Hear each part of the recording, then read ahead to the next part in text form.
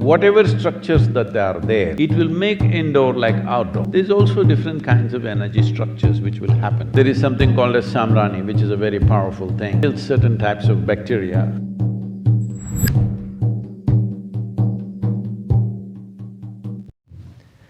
This question comes from Ashley in Memphis.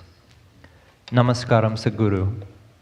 Incense has been used for thousands of years in almost every culture to invoke gods, support meditation, and for healing and medicinal purposes. Burning herbs and resins has been an especially big part of both Indian history as well as Native American history. Can you please speak about the significance of burning incense and how incense should be used in modern times? Oh, is that the reason I'm being smoked and…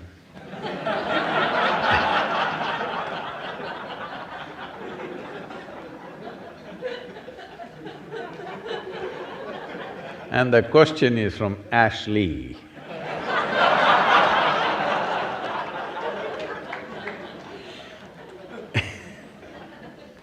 Incense is usually ashly. Without ash, there is no incense.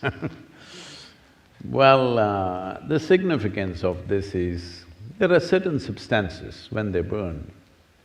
One thing is there is fragrance, of course, which is pleasant for the nostrils.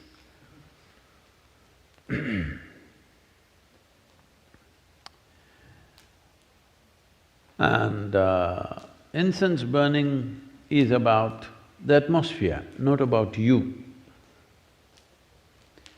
Because different spaces, indoors especially, in different spaces, there are different kinds of… One thing is smells, there's also different kinds of energy structures which will happen. The shape and size of the room will do this. This is why there is such a attention to the shape and size of the room. In Indian culture, there is a whole attention to the shape and size of the room in which you live, because the shape and size of the room in some way, if it is not heavily ventilated, when I say heavily ventilated, from both sides two walls are open and it's happening, then it feels almost like outdoor. That's different. Most homes are not made this way because they have neighbors, you can't open too many windows too many openings won't work, there is weather, there are many things, all right. And there is air conditioning, worse. So, different shapes and sizes kind of create different kinds of energy structures. These energy structures can, if they become very strong, can determine your psychological and emotional state, which either can be conducive or can become an impediment in who you want to be. So, certain substances, like sandal in India, there is something called as samrani, which is a very powerful thing, which is used even when people are ill. First thing they do is this, and it is now been found it also kills certain types of bacteria in the air and also on the surfaces. So especially if there is a sick person in the house, samrani everywhere. If they want to do some auspicious event, samrani all over the place.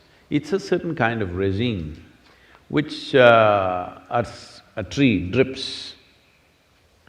Well, in this pursuit of samrani, you will see in the forest there are massive trees.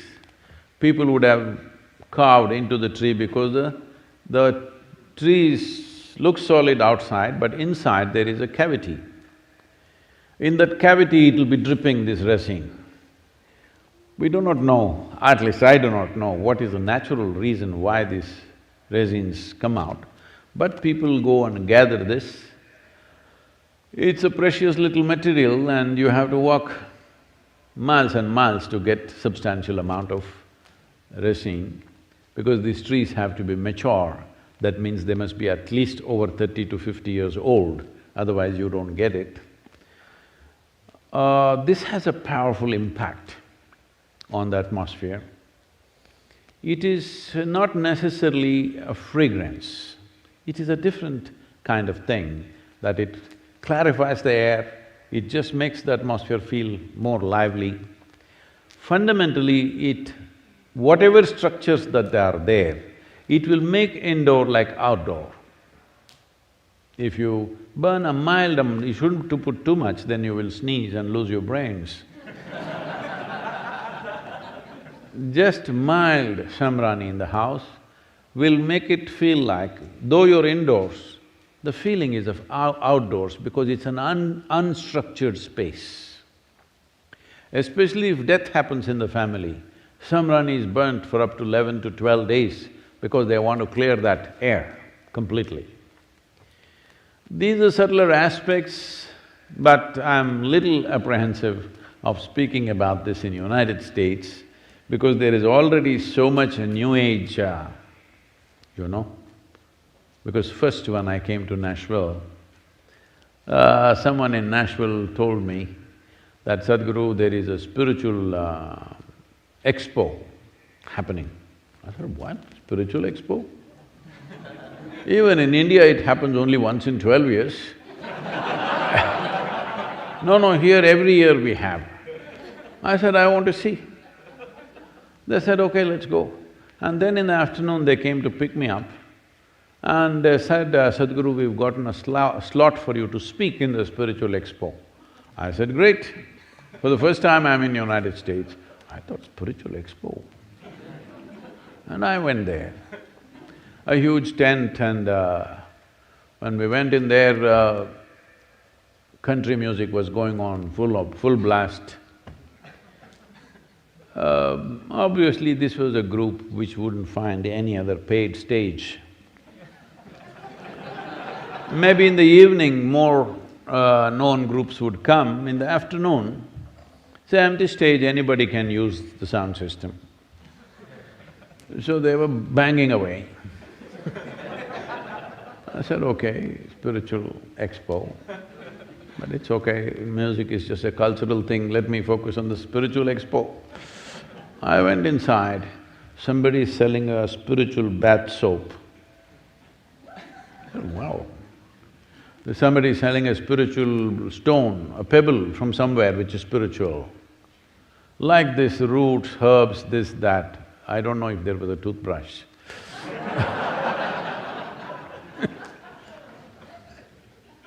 Then I thought, oh, this is like the Indian shandy. In the Indian villages there is a shandy, Sunday market or Wednesday market or Monday markets like this.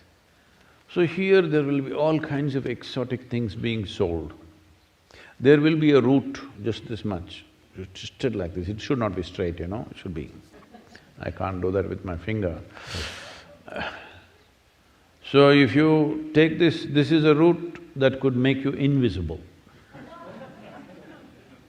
You must go grind this along with the left jawbone of a female whale. And the whale should be alive. That means you actually swam in there, cut a piece of the jaw and came, and together, if you rub this together along with something and there is a mantra, if you do this, and then that paste, if you put it in the upper palate, you will become invisible. Actually, if you go into the mouth of the whale, you will become invisible.